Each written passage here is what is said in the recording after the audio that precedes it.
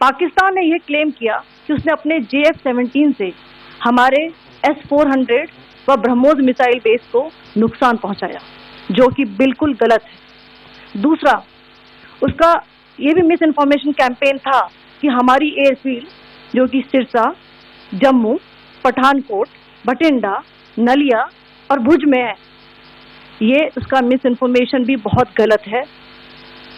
तीसरा, पाकिस्तान के miss information campaign के मुताबिक हमारे एम्यूनिशन डंप्स जो चंडीगढ़ और बियास में है उसका डैमेज हुआ, यह भी बिल्कुल गलत है।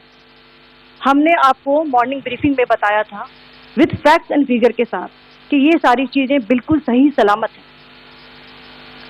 अब मैं आपको बताना चाहती हूँ कि पाकिस्तान के एक प्रेस कॉन्फ्रेंस में ये बात की गई थी कि उनके सीनियर मिलिट्री ऑफिसर्स जो कि पूरी तरह से ये भ्रामक है और तथ्यों से दूर है कि पाकिस्तान की ओर से ये झूठा आरोप भी लगाया जा रहा है कि भारतीय सेना ने मस्जिदों को नुकसान पहुंचाया।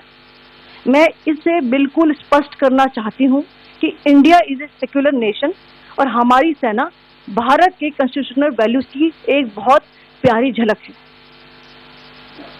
इंडियन आर्म्ड फोर्सेस ने पाकिस्तान को बहुत भारी नुकसान पहुंचाया, उनके मिलिट्री इंफ्रास्ट्रक्चर्स को, चाहे वो लैंड एसेट्स हो या फिर उनके एयर एसेट्स। यही नहीं, इंडियन आर्म फोर्सेस ने पाकिस्तान की एयरफील्ड स्कर्दू, जकोबाबाद, सरगोदा और बुलारी को बहुत नुकसान पहुंचाया। इसके अलावा पाकिस्तान के air defence system, radar system, उनको भी एयर स्पेस में अनडिनेबल किया। यह भी बताना चाहती हूँ कि लाइन ऑफ कंट्रोल के पास पाकिस्तान के command and control, logistic installation और उनके मिलिट्री इंफ्रास्ट्रक्चर, मिलिट्री पर्सनल का इतना भारी नुकसान हुआ कि पाकिस्तान की ऑफेंसिव व डिफेंसिव कैपेबिलिटी को नष्ट कर दिया गया।